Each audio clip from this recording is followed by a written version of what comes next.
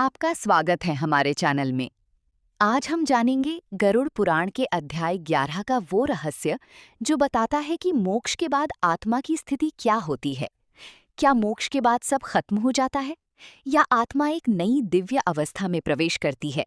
Video को अंत तक जरूर देखें। ओम भाग 1 मोक्ष के बाद आत्मा की अवस्था। जब आत्मा मोक्ष प्राप्त कर लेती है, वह जन्म और मृत्यु के चक्र से मुक्त हो जाती है।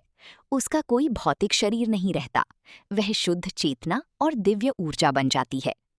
ये अवस्था शब्दों में पूरी तरह बताना संभव नहीं, क्योंकि ये अनुभव से परे है। भाग 2 दिव्य प्रकाश में विलीन हो जाती है। मोक्ष के बाद आत्मा एक अनंत दिव्य प्रकाश में विलीन हो जाती है। ये प्रकाश शांति, प्रेम और सत्य का स्रोत होता है। यहाँ कोई दुख, डर या चिंता नहीं होती। ये वही अवस्था है जिसे परम शांति कहा जाता है। बीच में वॉइस ओवर लाइन। जहां आत्मा और परम सत्य एक हो जाते हैं, वही मोक्ष है। भाग 3 अनंत ज्ञान और अनुभव।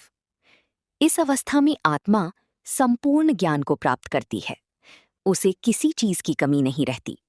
वो हर सत्य को स्पष्ट रूप से समझती है। यहाँ कोई प्रश्न नहीं बचता, केवल पूर्ण समझ और संतोष होता है। भाग 4 समय और स्थान से परे।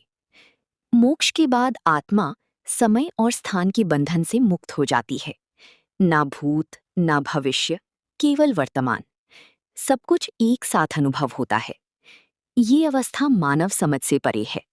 भाग 5 शुद्ध आनंद, इटर्नल ब्लिस। आत्मा इस अवस्था में निरंतर आनंद का अनुभव करती है। ये आनंद बाहरी नहीं, बल्कि अंदर से उत्पन्न होता है। इसे आनंद स्वरूप कहा जाता है। यहाँ कोई इच्छा नहीं बचती, क्योंकि सब कुछ पूर्ण है। भाग 6 क्या आत्मा फिर लौटती है? ये एक बहुत बड़ा प्रश्न है। सामान्य रूप से जो आत्मा पूर्ण मोक्ष प्राप्त कर लेती है, वो वापस जन्म नहीं लेती। लेकिन कुछ विशेष स्थितियों में दिव्य इच्छा से आत्मा फिर जन्म ले सकती है, ताकि वो दूसरों का मार्गदर्शन कर सके। भाग 7 जीवन के लिए गहरा संदेश। इस अध्याय का सबसे बड़ा संदेश, जीवन केवल भौतिक चीजों के लिए नहीं है। आत्मा का असली लक्ष्य मोक्ष है।